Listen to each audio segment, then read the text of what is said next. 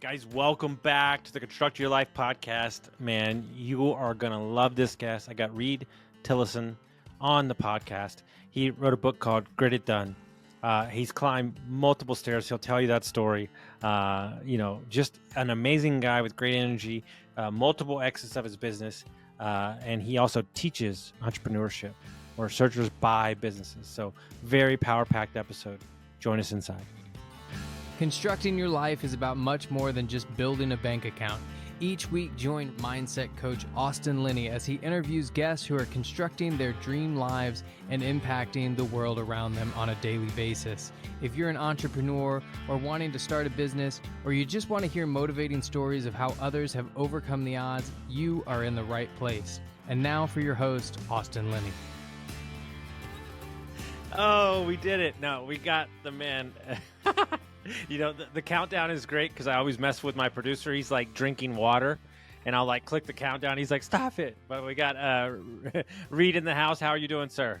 Good. Happy Thursday, Austin. I'm good. How are you? I'm doing good, man. Read your book, almost finished, loving it. There's so much we could talk about in business, and we will, right? But one of the things that I was more intrigued with is this story of climbing the stairs. Like this is, who celebrates an exit of a business, mowing up and down flights of stairs? Let's unpack that story a little bit. Cause I just think in my opinion, when I was reading it and hearing about it and heard it on the podcast, it told me more about you than anything that you've done in business personally, just from my point of view. And I have my parents to thank for it, Austin. They met in the 70s at the starting line of a running race in California. It was a hot day. So my dad, who's 6'2", skinny, fit dude, his first cousin, Terry, is 6'5". They were worried about chafing, so they were lubing up with Vaseline in her armpits, nipples, inner thighs. And my mother walked up. She was like, hey, guys, can I borrow some Vaseline? That's how they met. One thing led to another. So I'm like the kid of these crazy endurance athletes. But it goes into a really key point I want to hit. And that is that, to me, grit and the ability to do hard things comes from relationships. And ultimately, like the drive to go do that staircase run is because of the motivation that I get from my parents to do like cool endurance athletic things. But yeah, in 1915, the Swiss built a funicular up an 8,000-foot peak in the Swiss Alps, 11,674 stairs, the longest staircase in the world, a 7X on the Empire State Building. Took them 85 years. They had the genius idea to do a running race up it called the Niesen-Trumpenlauf, and I was able to get into it and complete it a couple weeks after I sold the business. And by the way, the most important part of the purchase agreement is that I literally put in there, I will be gone during these times for this That's race. What I thought was so cool. I was like, we can go. Yeah. No, that's what I thought was so cool. You're like, hey man, this is so cool. Very excited about selling my business, but just so you know, it's in the contract. I'm doing this thing. Yeah, I'm like, we can negotiate on like indemnity terms. We can negotiate on like indemnity caps. We can talk about like price a little bit. This is a non-negotiable. This is happening. So it was, it was an absolutely amazing event. And, one funny story, which I go through in the book, Reid and I, you get it at reidandI.com, Amazon, Audible, whole 9 yards from there, is that, as I was training for this event, right, I like to work on the business by at times working in the business, particularly for an industrial services business like this one was. So I was out in the field leading by example. And Austin, like I really jacked up my back, like banging a hose onto the ground. And what happened is, and this is like why I'm in the heart of training for this event.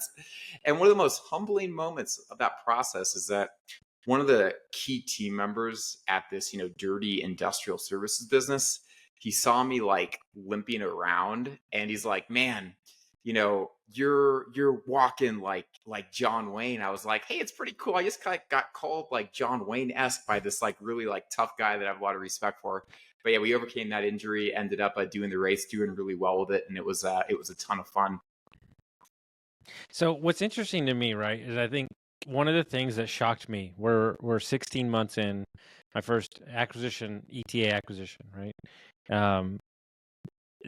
the amount of I don't think people understand the daily consistency and to not make the business too excitable, right? Especially when it's a business that's been running, and I'm an excitable guy, right? But the way I look at you climbing up those stairs, you're doing the same thing over and over again for a lot of stairs. And that second gear to kind of like zone out and just head towards the finish line, is that something that you cultivated, or is that something that has always been built in you to kind of see something through, like when you sign up for something like that? It was so important to you. Yeah, and what ultimately drives it is it's the relationships. When I actually peel back, what is that intrinsic fuel? What is that intrinsic drive? What is that intrinsic ability to just take the pain and keep on moving? It is about relationships. I talked about how my parents kind of endowed me with that because they've done great endurance events in their life. But I'll give you a different example too. I'm an adjunct professor, so I teach entrepreneurship through acquisition to undergrads, to MBAs, to executives. I teach it, at MBA programs, right? Um, with that said, like the reason that I do that is because when I was in business school at Chicago Booth 2013, right when I got there, Booth was launching their entrepreneurship through acquisition initiatives. I had been a multi-unit successful Anytime Fitness owner operator. So I was a small business owner. So things kind of aligned there. So I got to run the student group, plan the first search fund ETA conference, and then I got to be the teaching assistant for Booth's first ever class on ETA with these two awesome first time adjunct professors in their late 30s. Austin, this was a transformational experience for me, TAing this class. It inspired me to go out and continue to be an ETA practitioner. And it also inspired me that at some point, because I'd seen the impact that class had on me and that class had on others, and the relationship that I cultivated with those two professors and others involved in it, that gave me the grit and the drive to go out and be an adjunct professor and make that happen as well. So ultimately, when I peel back, what drives grit, what drives persistence, what drives the ability to just not quit and get things done, to me, I have always found that in relationships. And because I mean, you've had an exit, but you're still teaching. You wrote a book. You're very passionate about it. So, it really shows that you're down to your core, your character. It's more about these relationships that you talk about, which is what I pride my life on too. Is really the driving motivation. Because I'm sure, and I don't know your personal life, but you could just chill on a beach if you felt like it. But that's not really what drives you day in and day out. That's right. The only beach I'm going to chill on is if I ever go swim across the English Channel, I'll chill on There the you go. beach on France on the other side for all of like 20 minutes because I'll be so, like dead from doing it. But yeah, there's so much cool stuff to do out there, Austin, that yeah, and no, I'm super the bottom line is to be a better American is to be an entrepreneurial business owner.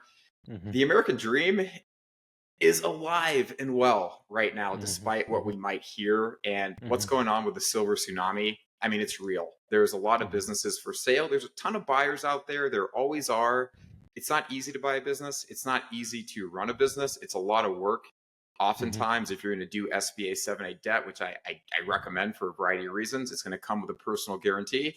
Austin, you play in the real estate space. There's personal guarantees in real estate Hmm. everywhere. If you default, bankruptcy is real, and that can have catastrophic consequences.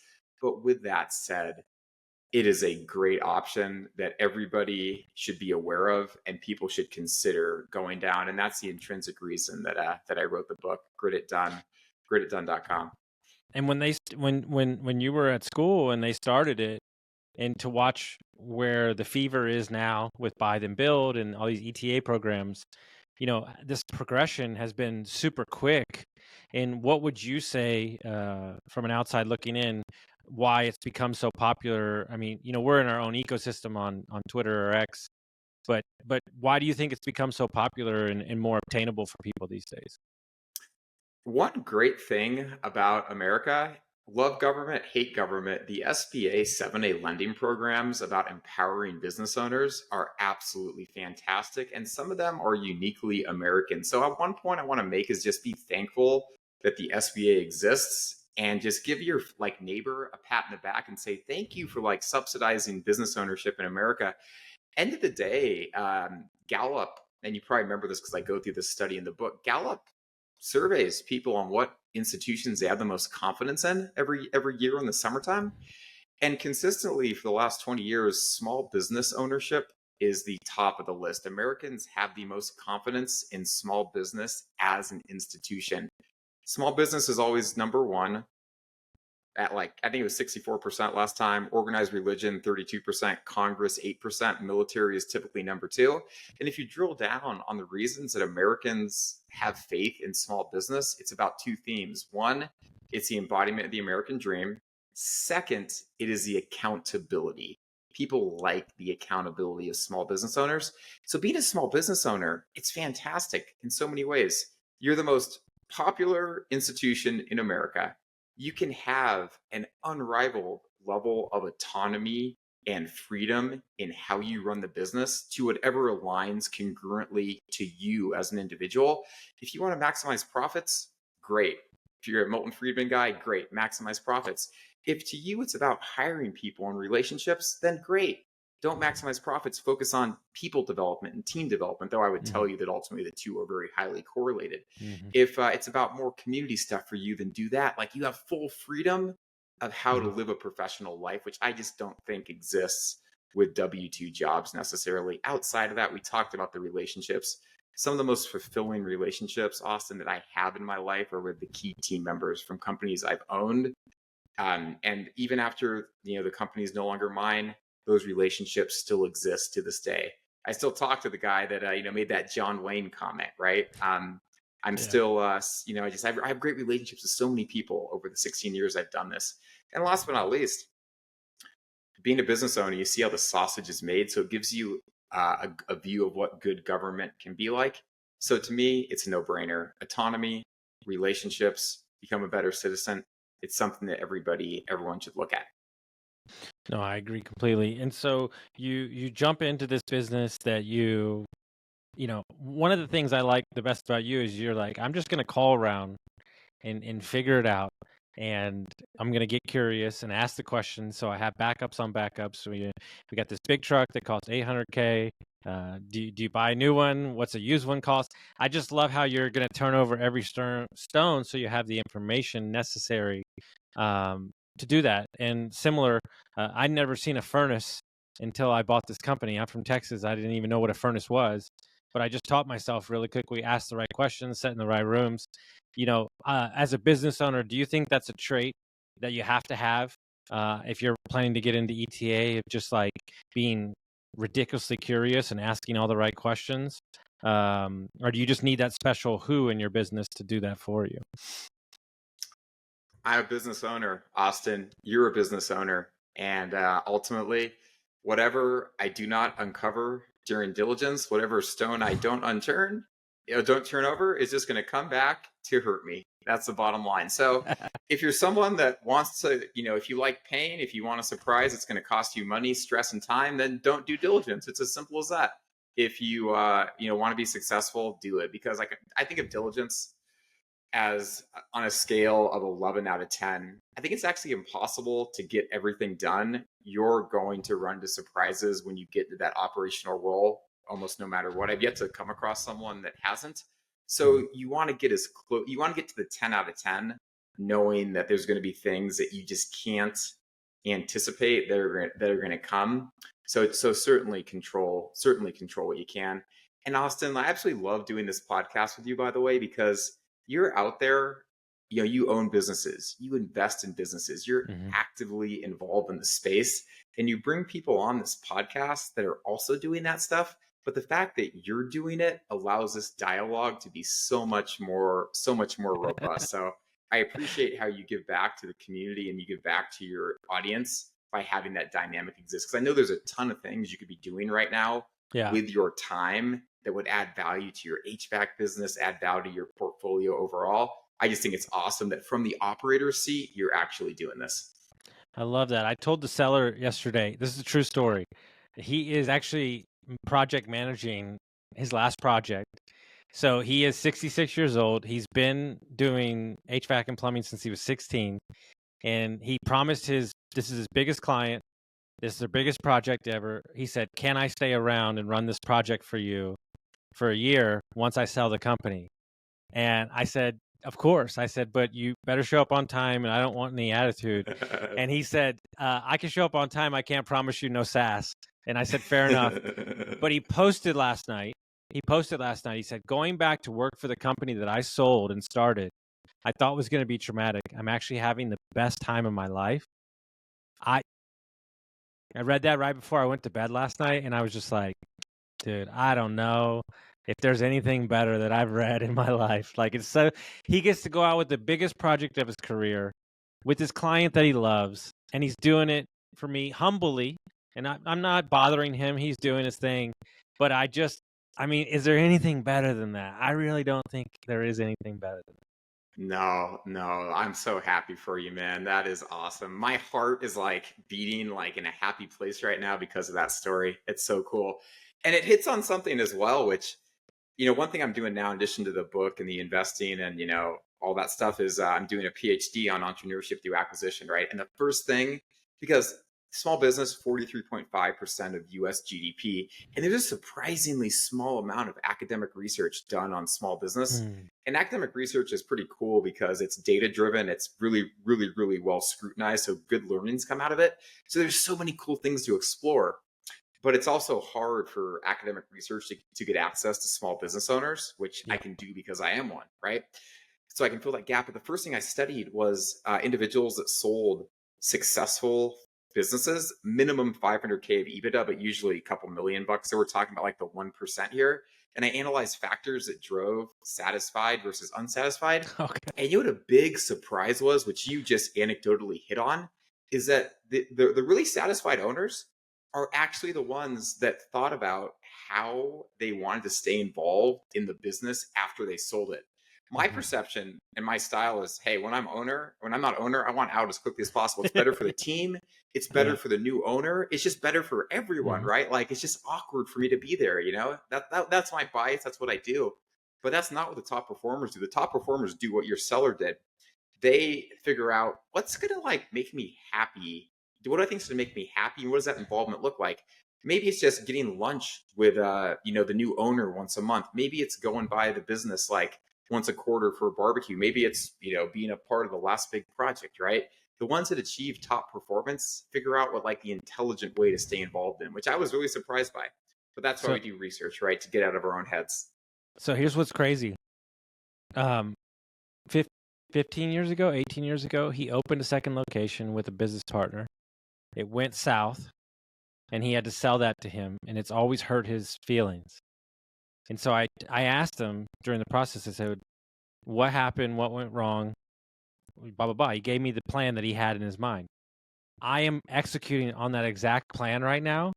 And when I get them both successful, I'm going to go to him and send him on a trip and go, your dream is complete, with your name on it, by the way, sir.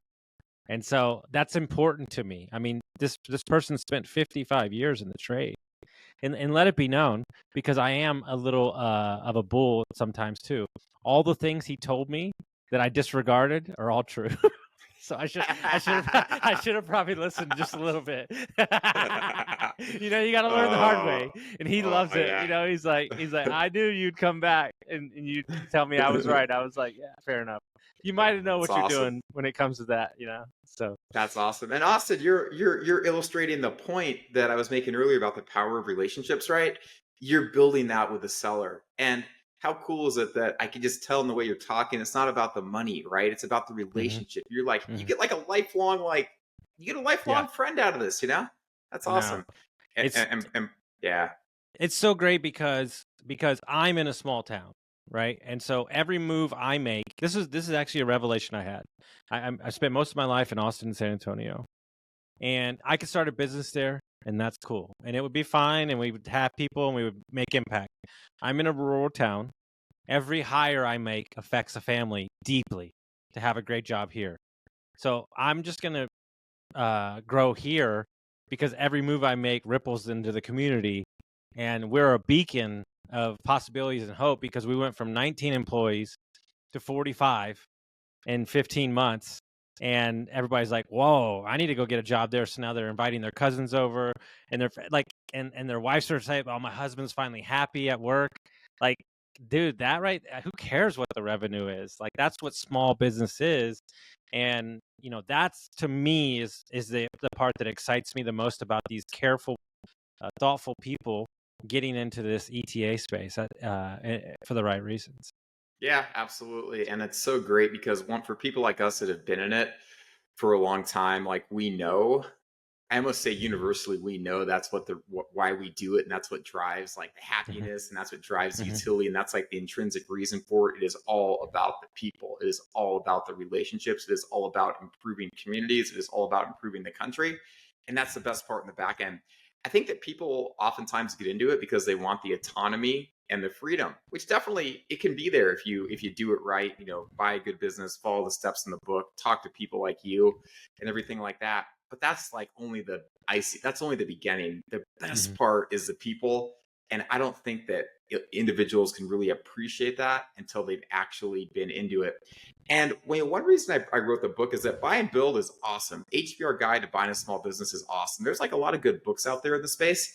The one thing that I want to add to the literature with is, again, show the framework, show the step-by-step stuff that works for me, but add, as you well know, the personal anecdotes in there about what it's actually like to run a business, both the great part about the relationships and some of the not so great things about, getting kicked, where by key team members at key times and things like that. I want people to understand, from a story standpoint, how these frameworks actually play out in the real world, both to inspire people to go down the path and see that, there's so much great human connection here, but also to illustrate, listen, you can run a spreadsheet. You can look at people that have made a bunch of money on this. And to your point, can go live on a beach and do that. But it's hard. It's hard work to get there. Getting those processes in place, getting the right people in place takes time. There's ups and downs with it. It's tough stuff. So I want people to really understand that. Your book added what is missing from Twitter and X and Buy Then Build. Your book added nuance. And nobody talks about nuance, right? An understanding of these are actually, here's the framework, but here's the actual thing that can happen, and see what happened to me. And then let me share my stories. So when you're having an issue in your business, you don't feel like you're the only one having that issue. That's the biggest thing, right? That's what the change is that I think people are looking for.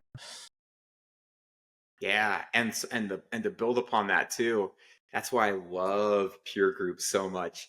I think, Austin, that anybody that looks for a business to buy without a peer group, or operates a business without a peer group, it's like one of the biggest mistakes to make. Because people think you have to. A conception I hear a lot is that, you join a peer group when you're successful. Like, no, you join a peer group to become successful, because owning a business is lonely, right? The crown is heavy.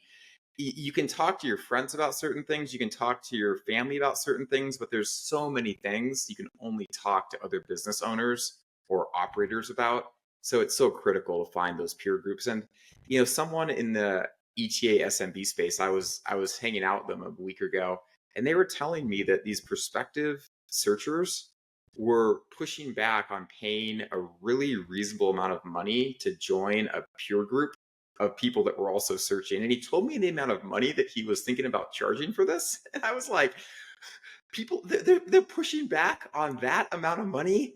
What are they thinking? So there's one piece of guidance for anyone who's listening to this and searching right now.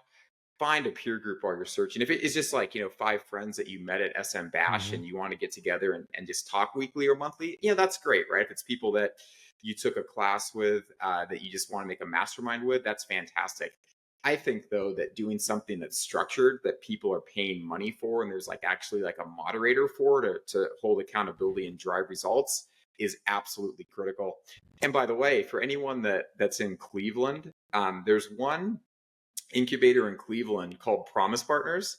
This place is almost too good to be true. They've been, even before ETA was a thing, there was a professor at Case Western who basically taught small business ownership to his students. Then he created a group called Promise Partners that he invites students to go to. This was like 30 years ago.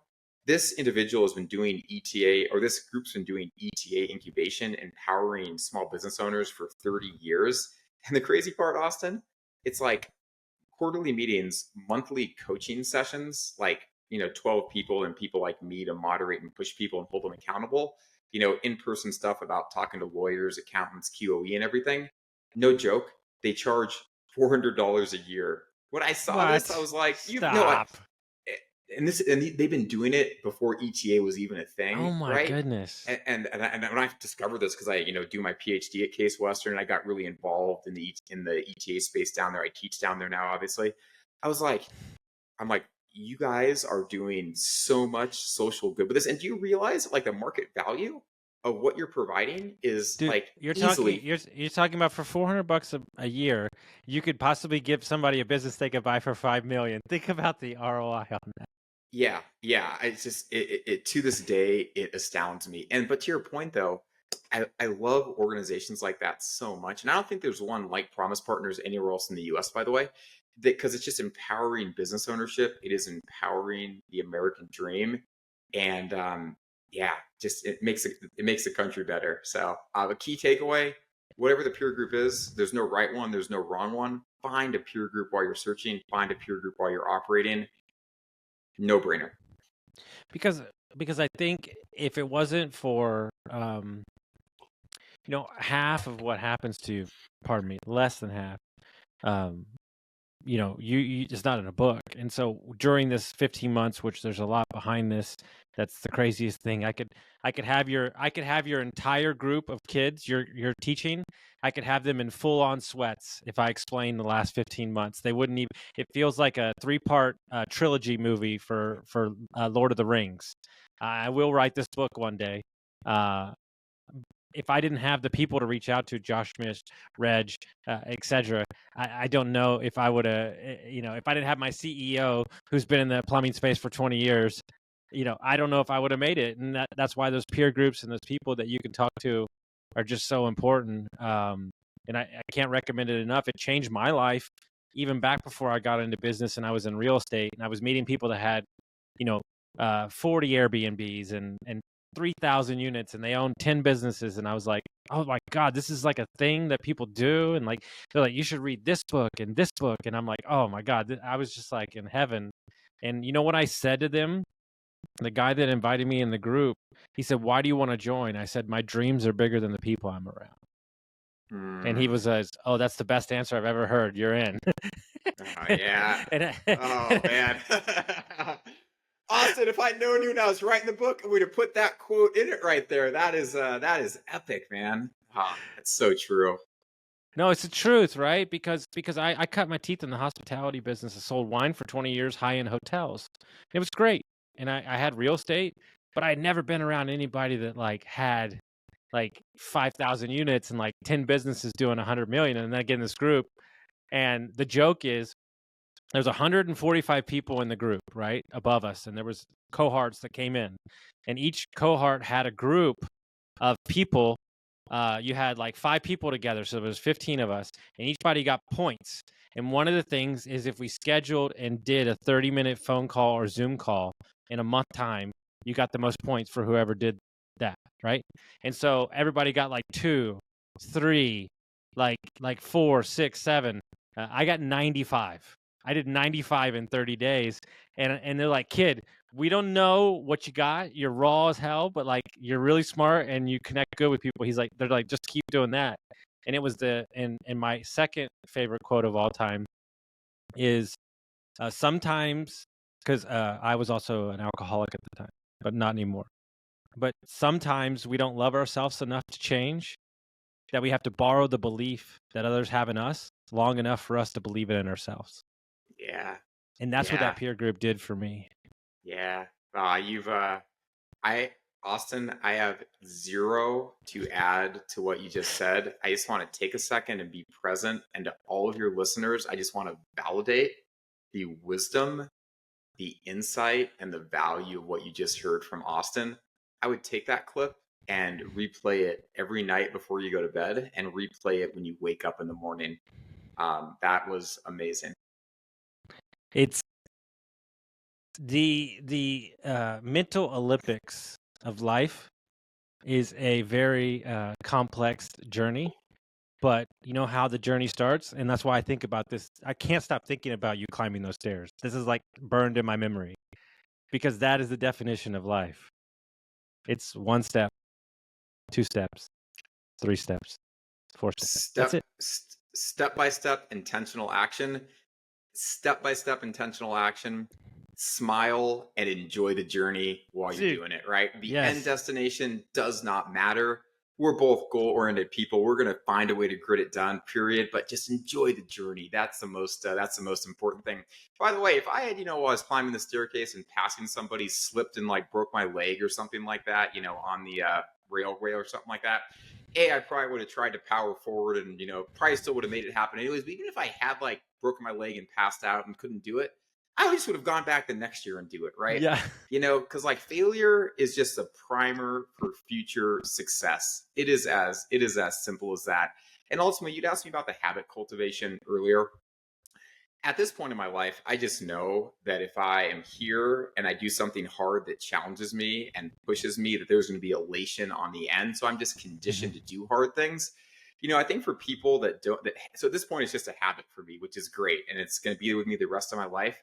For people that just haven't had a chance to cultivate, that habit yet, my guidance is just surround yourself with someone that can hold you accountable to those first, whether it's 21 days, 30 days, 45 days, whatever days amount works for you, to cultivate in you that what I'll call the grit it done mindset of just do exactly what you don't want to do, precisely when you don't want to do it, and then good things will come your way. So it's just about that brute force habit creation of doing challenging things. This is in a lot of books you'll read. It is in the academic literature, peer-reviewed, a law of life. Effective people are effective because they do hard things. They do things they don't want to, and they do them when they don't want to do them. Simple as that. So if you want to feel effectiveness, learn and condition yourself to do the challenging things when you don't want to do them. I love it. I have one more question before we get out of here. So you bought a business, you ran it, you sold. Okay. One of the things that most people don't talk about is what was the actual feeling of selling a business? And obviously the money in your bank account changed your life, but did it really change your life? Because you seem to be somebody that's still doing what he loves doing. So I'm just curious, like the emotions / like mindset, to see it through. Yeah, absolutely. So fantastic question. So I'm going to answer it with two things. First and foremost, the morning after I sold the business, right? I intentionally made this video of myself for like 3 minutes of just reminding myself of how much of a victory it was that you just crushed it in every single way with this, not just the money, but the transaction, the way it was structured, the retention bonuses, everything.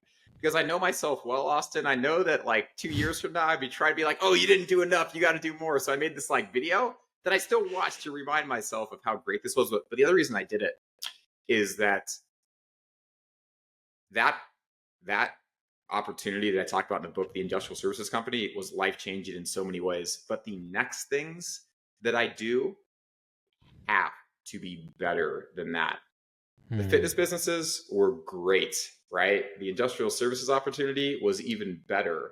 I'm thinking about what's going to be next, and I'm not going to allow myself to regress to something that wasn't as good as that. I believe in the saying, good, better, best. Never ever rest until good is better and better is best. Where I actualize that now is writing the book, teaching, and doing the academic research on small business. Because at the end of the day, one thing is that if there's a business doing like $2 million of EBITDA with no customer concentration, recurring revenue, stable management team, everyone in the world is going to want to buy that one, right? But for the average American that is making $1,118 a week in wages, so gross it up to $70K a year, they can go out and buy a business doing $400,000 of EBITDA, not 80% SBA financing, 10% seller note, 10% personal equity. not even grow the business at all, Austin, just keep EBITDA where it is currently, sell it for 10 years at the same multiple that they bought it for, they're going to make more money while they own the business. They're going to have more autonomy and more freedom, especially if they follow the steps in the book or talk to people like you about how to, work on the business, not in the business. They can be an entrepreneurial business owner, get some great relationships, get a view of what good governance like, and at the end of 10 years when the SBA loans paid off, they're going to have a 7-figure exit. So you're going to go from making $70K a year to being a millionaire, right? Now it's a ton of work. The risks of failure are real, but ultimately, you can go get an MBA. That's great. You can go to a weekend workshop. That's great. But reading this book, Grit It Done, available at grititdone.com, a little bit of, $8, I think, is what it's going to cost in June. 3 hours of your time. It is the most time efficient, cost effective first step in the process, because I think that to be a better American is to be an entrepreneurial business owner. And that's what fires me up. I love that. Guys, so go to the website, grab the book. Trust me, it's a must read, and share it with a friend if you enjoyed this episode, and we'll see you next time, guys. Thank you so much. Guys, let me take a minute to tell you about my buddies over at Lead Hub, Ben and Aaron, the best humans I know. Not only are they amazing at marketing for trade companies, but Ben started his HVAC company in his garage, sold it for multi-million-dollars. So when this guy talks, I listen. When we took over Dietz Mechanical, we had 22 reviews in 22 years. In 7 short months, we went from 22 reviews to 107. We went from a 4.2 to a 4.7. We tripled our Facebook presence and we tripled our calls. If you're an HVAC, plumbing, electric, landscaping company, and you're looking for a no BS approach to marketing, you're looking for people who have done it before, you got to go to leadhub.net